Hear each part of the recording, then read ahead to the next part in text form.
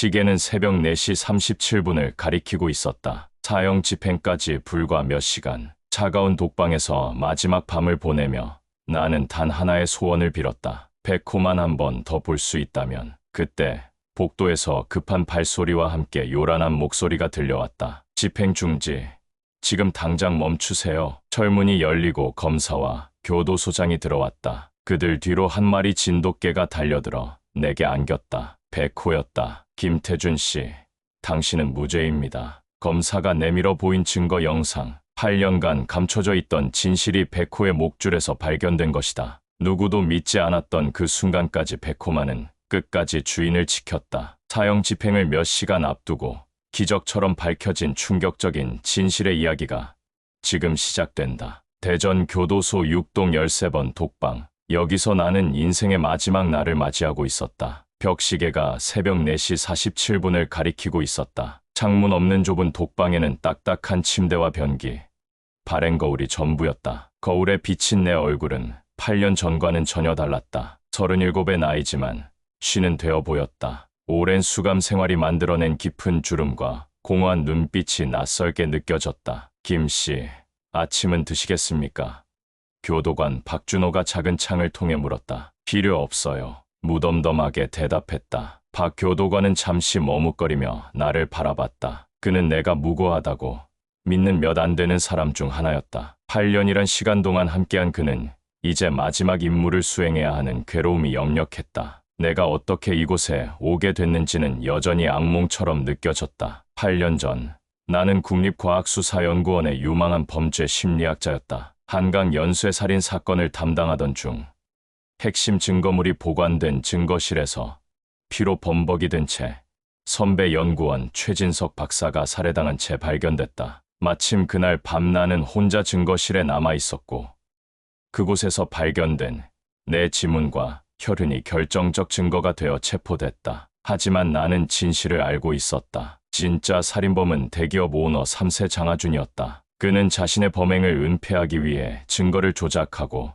나에게 누명을 씌웠다. 최 박사 살해 당일 나는 한강 살인마의 심리 프로파일을 완성하고 있었다. 결정적 단서를 발견했다고 생각한 나는 최 박사의 조언을 듣기 위해 증거실에 갔다. 그곳에서 바닥에 피를 흘리며 쓰러진 그를 발견했다. 공포와 충격 속에 즉시 신고했지만 경찰이 도착했을 때 그들의 의심은 바로 나를 향했다. 김태준, 범행 동기가 명확합니다. 당신은 최 박사의 업적을 시기했고 그의 연구 성과를 가로채려 했죠. 수사 책임자였던 강 형사의 말이 아직도 귓가에 맴돌았다. 그날 밤 체포된 후 나는 한 번도 자유의 몸이 되지 못했다. 재판은 철저히 불공정했다. 현장에서 발견된 내 지문과 혈흔, 최 박사와의 업무상 갈등, 그리고 조작된 CCTV 영상까지 모든 증거는 완벽하게 나를 범인으로 지목했다. 하지만 진실은 달랐다. 장하준은 최 박사가 한강 살인 사건의 진범이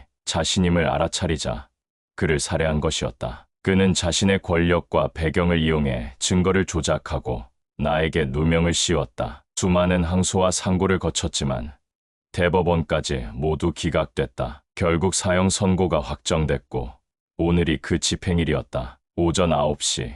이제 불과 5시간 후면 모든 것이 끝난다. 나는 이제 사형 집행 전 마지막 면회와 유서를 작성할 기회가 주어진다는 것을 알고 있었다. 박 교도관이 다시 독방 창을 열었다. 마지막 소원이 있다면 말씀해 주세요. 잠시 침묵한 후 입에서 나온 말은 단 하나였다. 백호를 만나고 싶습니다. 백호는 10살 된 진돗개로 내 유일한 가족이자 친구였다. 체포 후에는 내 여동생 테리에게 맡겨졌다. 박 교도관은 이해한다는 듯 고개를 끄덕였다. 알겠습니다. 규정상 쉽지 않겠지만 소장님께 특별 요청을 해보겠습니다. 발소리가 복도를 따라 멀어지는 동안 나는 창살 너머 하늘을 바라봤다. 동이 트기 전 어둠 속에서 몇 개의 별이 아직 남아있었다. 백호와 함께했던 모든 순간이 주마등처럼 스쳐 지나갔다. 처음 백호를 만난 날은 내가 30이던 해 대전 외곽의 한 유기견 센터에서였다. 다른 개들은 모두 요란하게 짖고 있었지만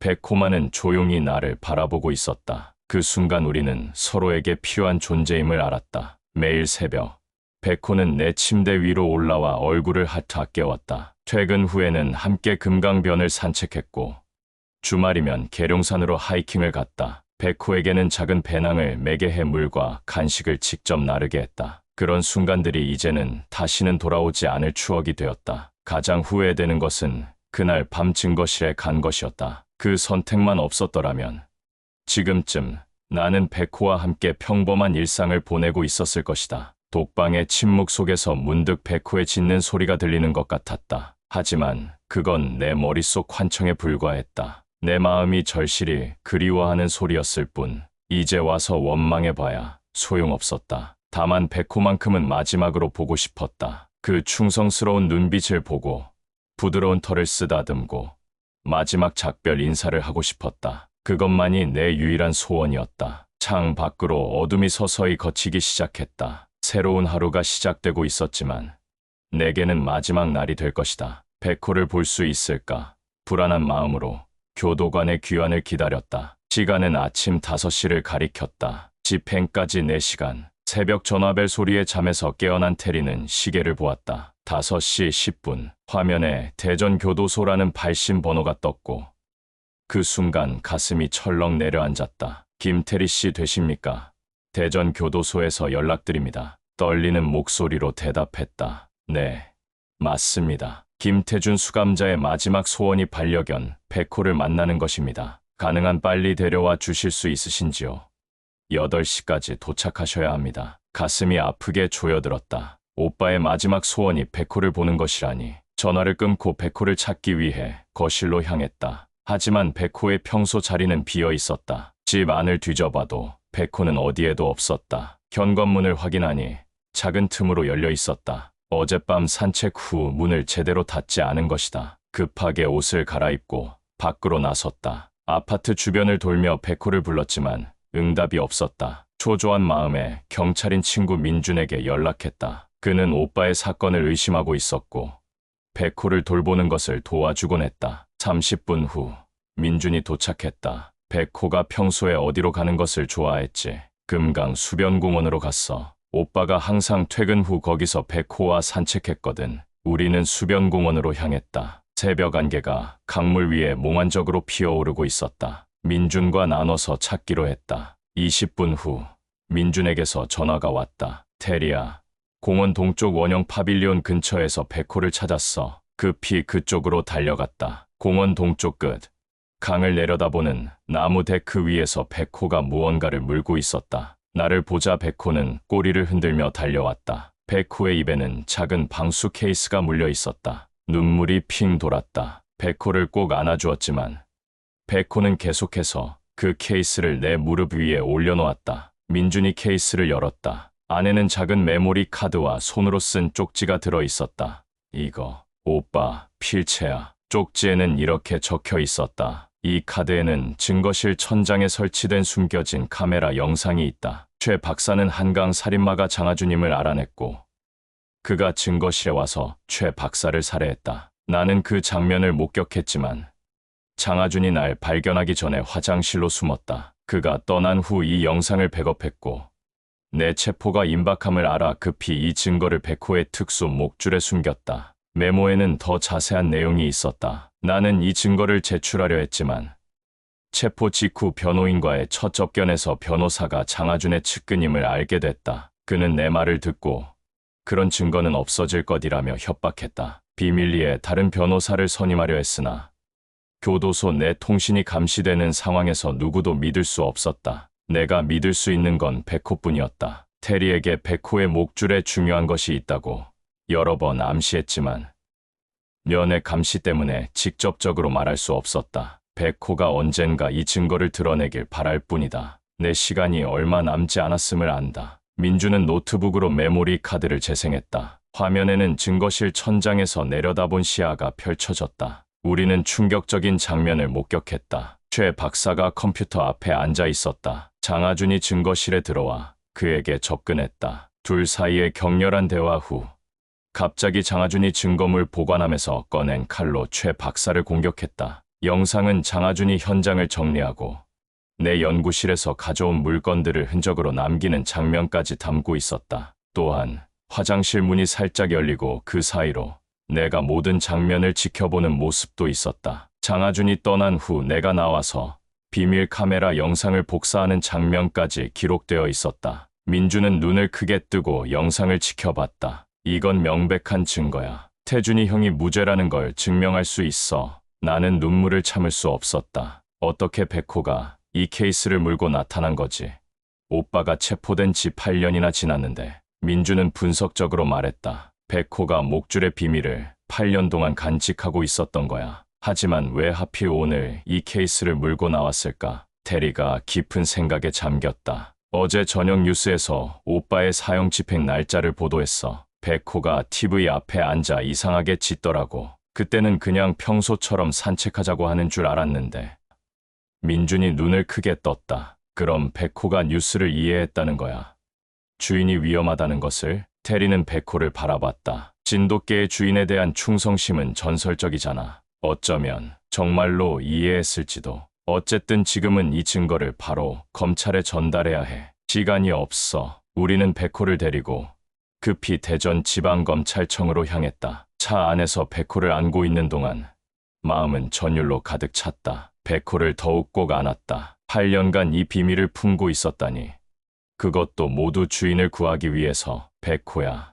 어쩌면 내가 진정한 범죄 심리학자인지도 모르겠다. 백호는 마치 이해한다는 듯 나를 바라보았다. 그 눈빛은 단순한 동물의 본능을 넘어선 무언가가 있었다. 테리는 차 안에서 오빠의 쪽지를 다시 읽었다. 오빠가 수년간 면회 때마다 백호가 내 보물을 지키고 있니? 같은 말을 했었어. 난 그냥 농담으로 생각했는데 오빠가 계속 힌트를 주고 있었던 거였어. 검찰청에 도착해 당직 검사를 만났다. 처음에는 회의적이었지만 메모리 카드의 영상을 본 후 그의 태도가 완전히 바뀌었다. 놀라운 증거군요. 즉시 사형 집행 중지 요청을 하겠습니다. 이대로 죄 없는 사람이 처형되는 것을 막아야죠. 검사는 즉시 법무부와 대전교도소에 연락했다. 시간은 이미 7시 30분. 집행까지 1시간 반이 남았다. 검찰총장님께서 직접 사형 집행 중지 명령을 내리셨습니다. 지금 교도소로 출발하시죠. 우리는 교도소를 향해 경찰 에스코트와 함께 달렸다. 시간은 잔인하게도 계속 흘러가고 있었다. 그 무렵 나는 독방에서 기다리고 있었다. 시간이 얼마나 흘렀는지 모르겠다. 홀로 기다리는 시간은 영원처럼 느껴졌다. 교도관이 돌아온 건 7시쯤이었다. 반려견 면회가 승인되었습니다. 8시 30분.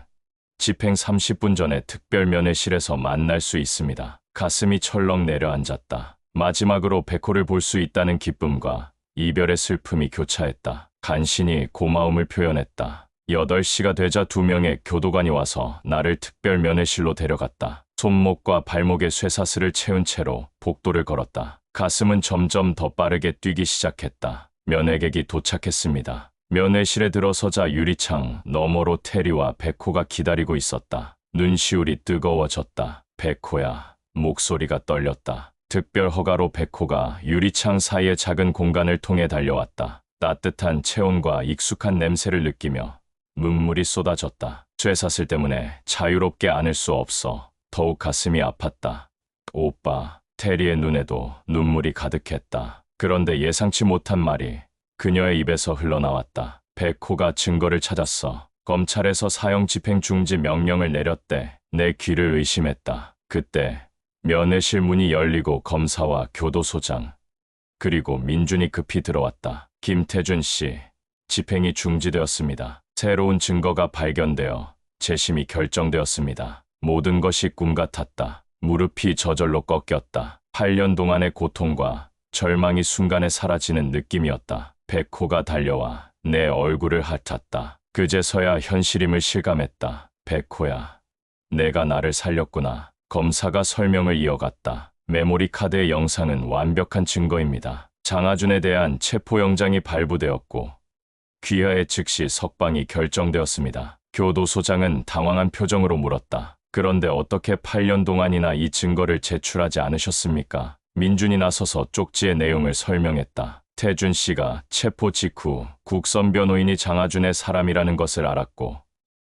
다른 변호사를 선임하려 했으나 모든 통신이 감시되는 상황에서 누구도 믿을 수 없었던 겁니다. 특히 장하준의 영향력이 검찰과 법원에도 미쳤다고 판단했을 거예요. 테리가 덧붙였다. 오빠는 면회 때마다 암시를 주려 했지만 감시 때문에 직접적으로 말할 수 없었어요. 결국 백호만이 그 비밀을 지킬 수 있었던 거죠. 모두의 시선이 백호에게 향했다. 평범해 보이는 개 한 마리가 어떻게 이런 중대한 비밀을 8년이나 간직할 수 있었는지 경이로움을 감추지 못했다. 며칠 후 장하준은 국외 도피를 시도하다 공항에서 체포되었다. 그의 휴대폰과 컴퓨터에서 발견된 증거들은 한강 연쇄 살인 사건의 진범이 그임을 더욱 확실히 보여주었다. 또한 내 사건에 관여했던 국선 변호인, 몇몇 검사들과 판사들의 부패도 드러났다. 한 달 뒤 나는 정식으로 석방되었다. 교도소 철문을 나서는 순간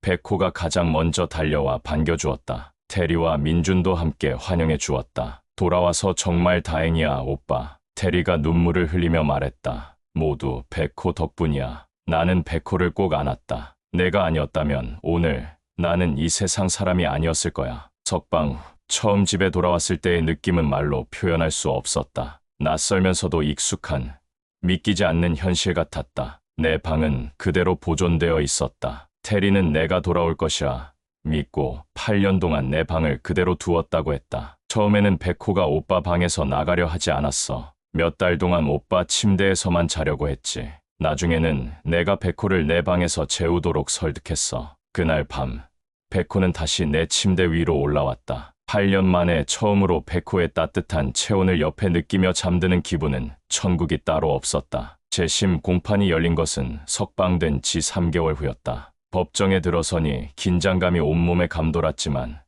이번엔 피고인석이 아닌 증인석에 섰다. 백호는 법정 밖에서 테리와 함께 기다리고 있었다. 새로운 증거를 검토한 결과 본 법원은 김태준 씨에 대한 모든 혐의를 기각하고 무죄를 선고합니다. 또한 장하준 씨를 최진석 박사 살해 혐의로 유죄로 인정합니다. 판사의 선고가 끝나자 법정에서는 박수 소리가 터져 나왔다. 눈물이 앞을 가렸다. 8년이라는 세월, 그리고 죽음의 문턱에서 돌아온 나는 이제 진정한 자유를 맞이했다. 법정 밖으로 나오자 백호가 달려와 반갑게 맞아주었다. 수많은 기자들이 몰려들었다. 김 박사님, 8년 만에 무죄를 입증한 소감이 어떠십니까? 진돗개 백호가 결정적 증거를 가져온 것이 사실입니까? 앞으로의 계획은 무엇인지요? 나는 잠시 기자들의 질문에 답하기 전에 백호를 안아 올렸다. 무고한 이가 누명을 쓰는 세상이 없기를 바랍니다. 그리고 진짜 영웅은 바로 이 백호입니다. 기자들은 백호의 사진을 찍기 위해 몰려들었고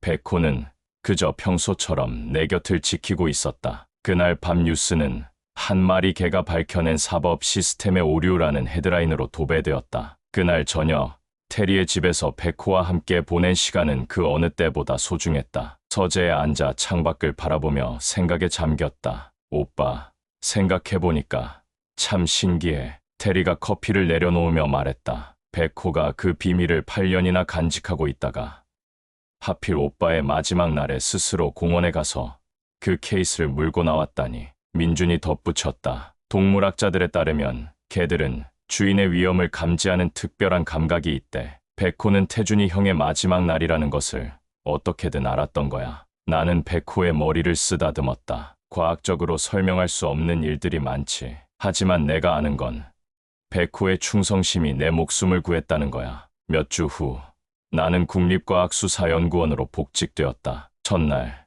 많은 동료들이 나를 환영했다. 특히 과거 내 무죄를 믿었던 몇몇 동료들은 눈물을 감추지 못했다. 원장실로 불려가자 긴장했지만 원장은 미소로 맞아주었다. 돌아오신 것을 환영합니다. 김 박사, 당신의 복직은 우리 연구원의 자랑입니다. 그리고 특별 요청이 있습니다. 그는 서류 한 장을 내게 건넸다. 동물행동심리학 연구팀을 신설하려 합니다. 당신이 팀장을 맡아 주었으면 합니다. 특히 범죄 수사에 활용될 수 있는 동물 행동 연구를 중점적으로요. 나는 깜짝 놀라 서류를 바라보았다. 이건 네, 백호가 보여준 놀라운 행동에서 영감을 얻었습니다. 동물들의 행동과 인지 능력이 어디까지인지, 우리가 미처 발견하지 못한 잠재력이 있는지 연구해 보세요. 그날 저녁 백호에게 특별한 선물을 준비했다. 맞춤형 목줄과 명찰이었다. 명찰에는 백호, 한국 최초의 명예, 범죄 심리학자라고 새겨져 있었다. 백호는 새 목줄을 달고 으쓱거리는 듯했다. 테리가 웃으며 말했다. 백호가 좋아하네. 정말 알아듣는 것 같아. 어쩌면 우리가 생각하는 것보다 동물들이 훨씬 더 많은 것을 이해하고 있을지도 몰라. 내가 대답했다. 밤이 깊어 모두 잠든 시간. 나는 백호를 데리고 금강변으로 나왔다. 별이 쏟아지는 밤하늘 아래 우리는 물가에 앉아 강물에 비치는 별들을 바라보았다. 백호야. 나는 그의 따뜻한 등을 쓰다듬으며 속삭였다. 내가 없었다면 지금 이 별들을 볼 수 없었을 거야. 내가 내 생명을 구했어. 백호는 마치 내 말을 이해한 듯 부드럽게 울었다. 그리고는 내 손을 핥았다. 그 짧은 순간 우리 사이에는 말로 설명할 수 없는 깊은 교감이 흘렀다. 사랑은 말이 필요 없다. 때로는 한 번의 눈빛, 한 번의 접촉만으로도 모든 것이 전해진다. 백호와 나 사이에는 생사를 함께한 동반자만이 알 수 있는 특별한 언어가 있었다. 그날 밤 집으로 돌아오는 길, 백호는 평소보다 더 가까이 내 다리에 몸을 붙였다. 마치 이제 절대 널 떠나지 않을 거야 라고 말하는 것 같았다. 집에 도착해 잠자리에 들기 전 나는 창가에 서서 밤하늘을 올려다보았다. 독방의 작은 창문으로 마지막 별을 바라보며 죽음을 기다렸던 그날이 생각났다. 그때는 모든 것이 끝난 줄 알았다. 하지만 삶은 때로 우리가 상상할 수 없는 방식으로 기적을 선물한다. 내 경우엔 그 기적이 내 발로 걸어 들어왔다. 단 한 번만 걔를 보게 해주세요. 절망의 끝에서 한 그 소원이 내 인생의 새로운 시작이 되었다. 창밖에서 별 하나가 유난히 밝게 빛났다. 마치 어둠 속에서도 포기하지 말라는 신호처럼 백호는 내 발치에 몸을 둥글게 말고 누웠다. 그의 숨소리가 방 안에 평화롭게 울렸다. 나는 그의 머리를 쓰다듬으며 생각했다. 인간의 정의와 제도가 실패한 곳에서 한 마리 개의 충성심이 진실을 지켜냈다. 그것이야말로 진정한 사랑의 힘이 아닐까. 고마워, 백호야. 내 인생의 별이 되어줘서. 이 이야기는 죽음의 문턱에서 구원받은 한 남자와 모든 역경을 이겨내고 주인을 지켜낸 한 마리 개의 이야기다. 하지만 그 이상으로 이것은 절대 포기하지 않는 진실의 힘과 조건 없는 사랑에 관한 이야기다. 어둠이 짙을수록 별은 더 밝게 빛난다. 당신의 인생에도 백호 같은 빛나는 별이 있기를.